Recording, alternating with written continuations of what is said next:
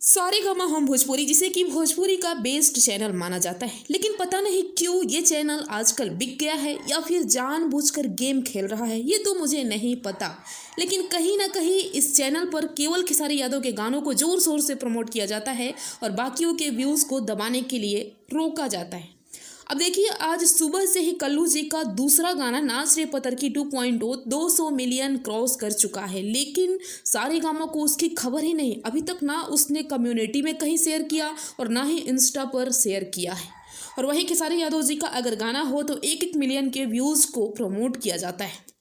अब लाल घाघरा के साथ भी क्या किया वो तो आप लोगों ने देखा है। जानबूझकर लिरिकल वीडियो अपलोड किया गया ताकि पहले वाले गाने का व्यूज डाउन किया जा सके, और ऐसा हो भी रहा है। जब लाल घाघरा को 1.5 मिलियन लगभग हर रोज व्यूज मिल रहा था तो क्या जरूरत थी दोबारा से वीडियो इसी टाइम पे अपलोड करने की।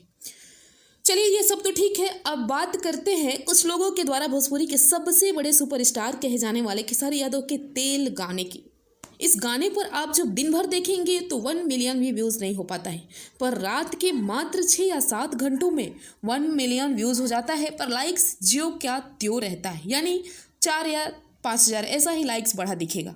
अब बताइए कि ये रात में कौन सा खेल कर रहा है खेसारी जी का तेल गाना व्यूज़ को बढ़ाने के लिए।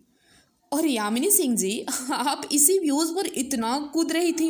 अरे, जितना आप एक को स्टार होकर खेसारी यादव के गाने को प्रमोट करती है या तेल गाने को प्रमोट कर रही है, रील्स बना रही है, कई सारे लोगों के साथ इंस्टा पर कोलैबोरेट कर रही है, स्टोरी डाल रही है, इतने प्रमोशन के बाद तो हर रोज़ कम से कम 3 मिलियन व्यूज़ तो आना ही चाहिए था। अब तो बोलती है नंबर 1 के बादशाह फलाना स्टार है, भोजपुरी का सुपरस्टार है। तो क्या यही औकात है कि हर रात ऐड लगाना पड़ रहा है व्यूज़ को बढ़ाने के लिए? तो आप ही लोग बताइए कि रियल एड स्टार कौन है।